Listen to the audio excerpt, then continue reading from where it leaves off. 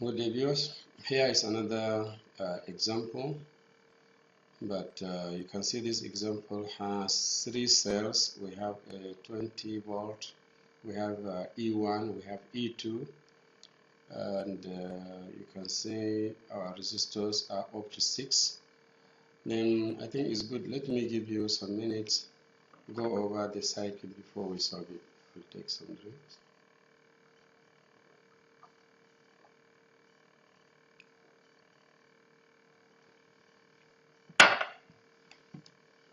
Okay. Quickly, you can easily see here we have already, in the question, they have already given us two currents. The current flowing here is 1 ampere, the current flowing here is 2 amperes. But they have made two batteries unknown, and the question is to find out those unknown batteries.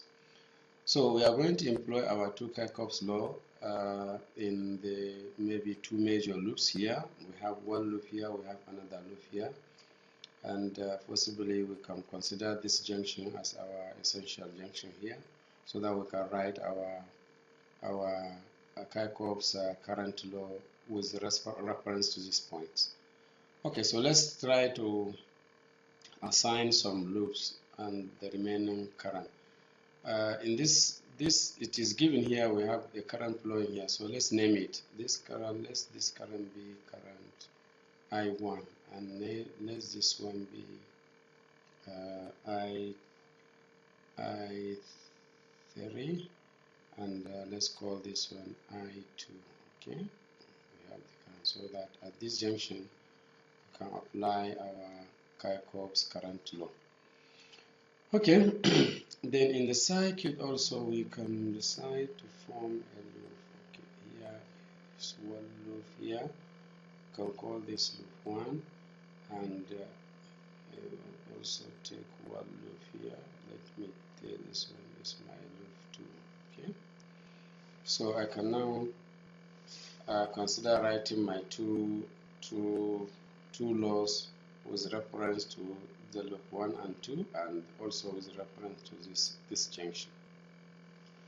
Okay, so let's start. Let's take loop 1.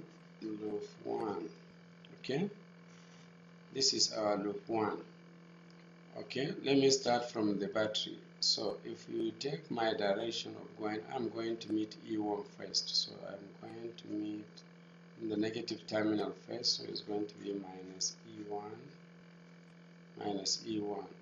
Then coming here, the direction of my flow is in this way, where the direction of the current through the 1 ohm resistor is in the opposite direction. So I'm going to have minus 1 ohm times I2, so it's going to be I2 volt. Okay, then going to this side again, the same I2 is passing through the 4 ohm resistor, so I'm going to have also minus 4 I2. So I'm going this way. When I reach this point, this resistor 1 ohm, the current flowing through it is I1 is in this direction. Well, my direction of loop is the opposite direction. Therefore, I will have minus 1 times I1, which is I1. 1 times I1. Then my potential 20 volt here, if I'm going according to my direction loop, I'm going to meet the positive terminal first.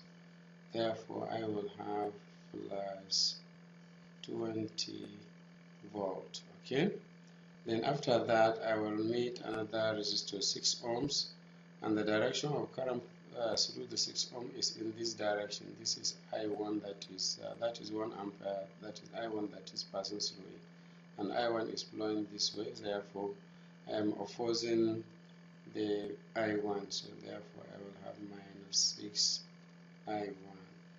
So I have summed all the potential drop, and this must be 0. Okay, so this is my equation 1. This is my equation 1. Then equation 2, which is to do with loop 2. Then loop 2. I'm coming to the lower loop here. this is my direction of motion here. So the current flowing in this section is I3. The current flowing in the upper section is I2. So if I will start with the 2 ohm resistor, the current flowing through it is I3. So, and it is in the opposite direction of my flow. So I'm going to have minus 2I3. Then I'm going to meet the negative terminal of the E2 first. So I'm going to say minus E2. Then my 1 ohm resistor, there is I3 flowing through it, but in opposite direction of my loop. So it's going to be minus I3 times 1. This is I3 times 1 ohm here. Then coming to my 4 ohms, my current is I2 flowing through 4 ohm and is in the direction of my loop. So it's going to be positive 4 times I2.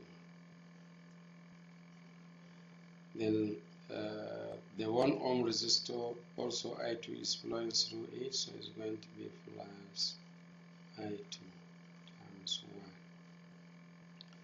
Then coming to the E2, I will be meeting the positive terminal of E1. So I'm going to have plus E1.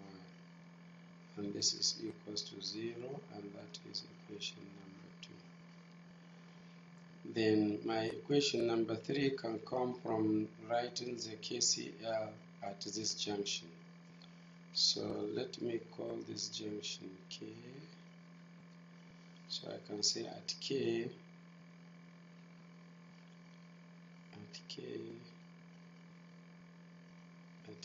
I'm writing the KCL. Kirchoff's current law. This K stands for the point here. This point here. So if I will assume current coming to be negative, current leaving positive, then my current that is coming is I1. So I have minus I1 because coming is negative. Then those leaving will be positive, so plus I2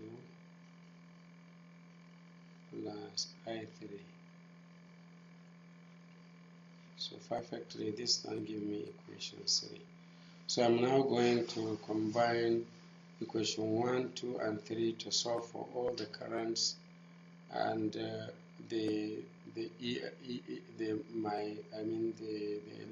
potential E1 and E2. I'm lucky. Can see easily here that I2 is given in the question. I1 is given in the question to be 1. I3 is given to be 2 amperes. So I can now substitute I1 with 1 ampere. So it's minus 1. It is given in the question here. Let's see it here. Okay. Is given. So plus I2 plus I3 is also given here is 2. This is equals to 0. So we can easily see that I2 equals to minus 1 ampere, because 2 minus 1, 1. This one will come to this side, so I have minus 1 ampere. So we have obtained I2. We have obtained all the I, so we can easily put all of them here. This equation is going to give us E1 because all the I's are known. So minus E1, I2 is 1. So minus 1, so it's going to be plus 1. Minus 4I2, so it's going to be plus 4 times 1. Minus I1, I1 is 1. So it's minus 1. Plus 20, okay, minus I1 is 1, so it's going to be minus 6, and everything here equals to 0. let's see here that I have minus E1. Okay, 1 minus 1 cancel, 2 plus 4, 20, 24, 24 minus 6, 18, so give me 18, 24 minus 6, so 18 equals to 0. So this simply is telling me that E1 equals to 18 volt. So I have obtained my E1. E1 is 18. So now coming back to put all these values into our equation 2, this equation, putting this value into these equations, we are going to get E2. So we take E2 to the right hand side, becomes E2 is going to be, our E1 is 18, so it's going to be 18. I2 is minus 1, so it's going to be minus 5, because we have minus 1 minus 4, so minus 5. I3 is, we have seen I3 to be 2 amperes, so it's going to be minus 2, and 2I3 here we can easily see is going to be minus 4 here. So our 2 is going to be 18 minus 5 minus 2 minus 4. So here we have minus 11, so it's going to be 7 volt. Okay, so our E2 is 7 volt. So I have answered the question where we are asked to find the E1 and E2. It's good to note that the evaluation needs some careful attention. You have to pay very much attention to evaluation to avoid some mistakes. So in the question where we were given I3 and I1, we obtain I2, where I1 is 1 ampere and I2 is 2 amperes.